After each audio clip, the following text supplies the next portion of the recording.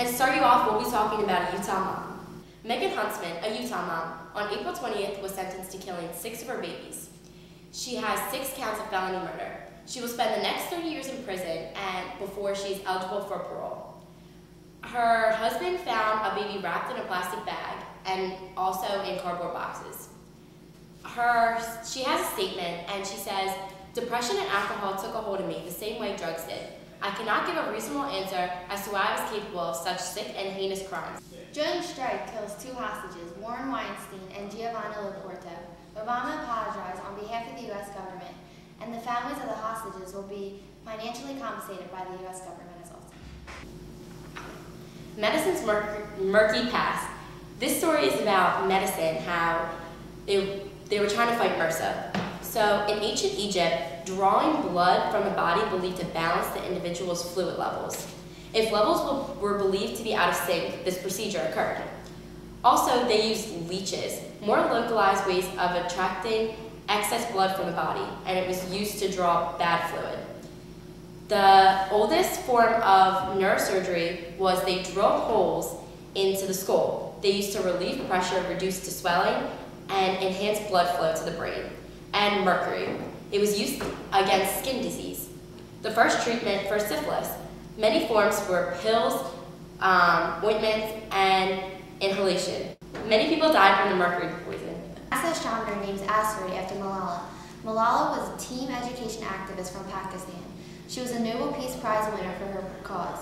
Many asteroids have been named, but few after women. Malala's asteroid circles the sun between Mars and Jupiter every 5.5 years. FBI's most wanted domestic terrorists.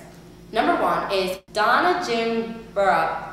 She threw a caustic substance in the eyes of a police officer. Number 2 is Sherry Laverne Dalton. She was involved in a deadly bank robbery.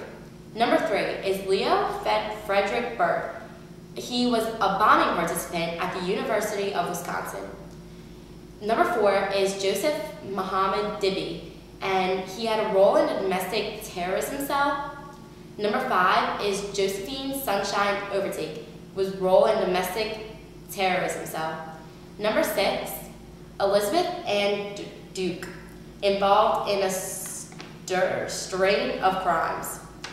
Number 7 is William Gilmore Morales, and he was an explosives expert who made bombs for an extremist organization for the Puerto Rican independence group.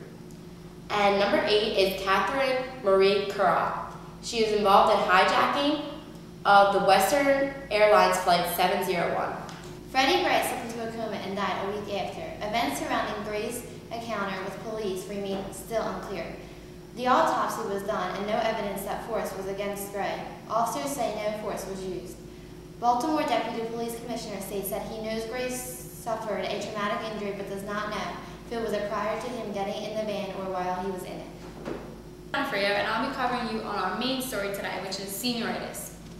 Senioritis is the supposed affliction of students in their final year of high school or college characterized by a decline of motivation or performance.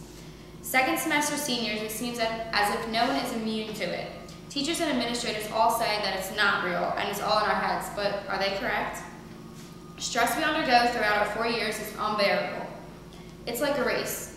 You're so close and you see the finish line, then you look behind you and you're far beyond the other competitors. You have 2 options. You stick to it and finish the race with a bang, or you slug it out a little to let yourself calm down and then finish the race. Most students choose number 2. In 2008, at least 16 states developed policies and programs aimed at redesigning senior year, which includes dual enrollment, early graduation, and incentives for seniors to do better. Every year, colleges revoke offers of admission, put students in academic probation, or alter financial aid packages as a result of senioritis.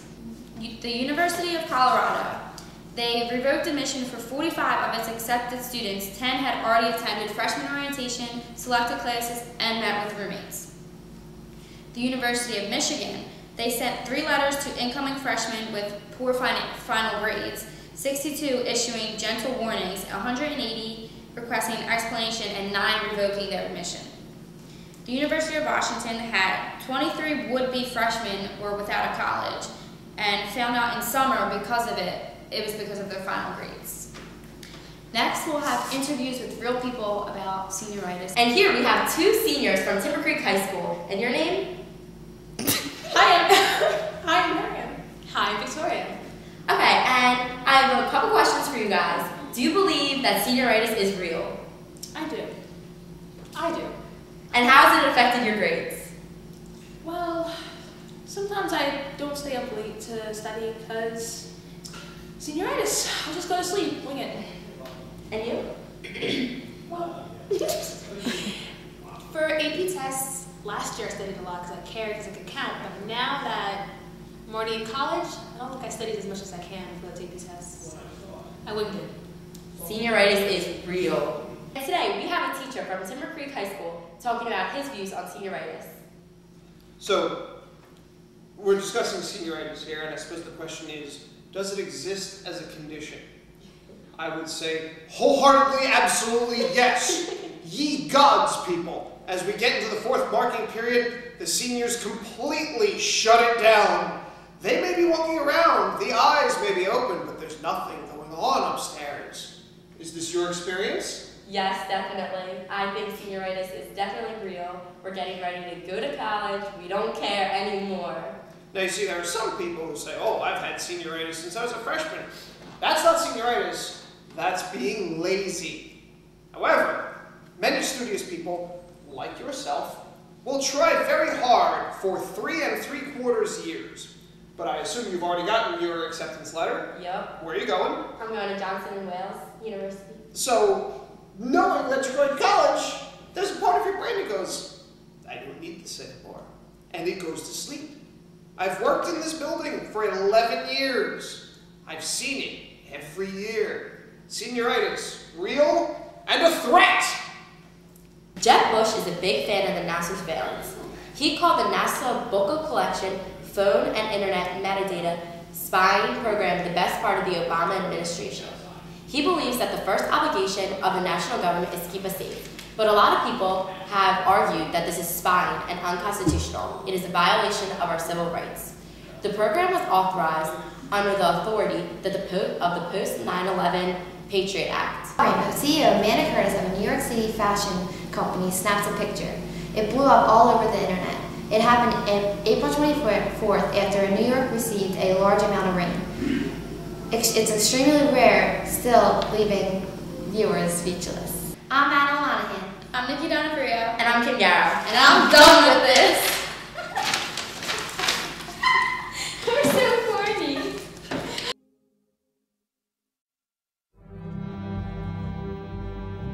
So long, farewell, I'll be to say goodnight. I hate to go and leave this pretty sight.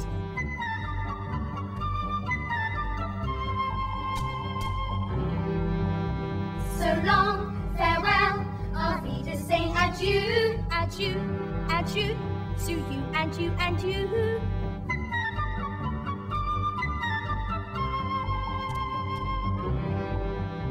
So long, farewell, au revoir, auf Wiedersehen. I'd like to stay and taste my first champagne. No? No. So long, farewell, auf Wiedersehen, goodbye. I leave and heave a sigh and say goodbye, goodbye.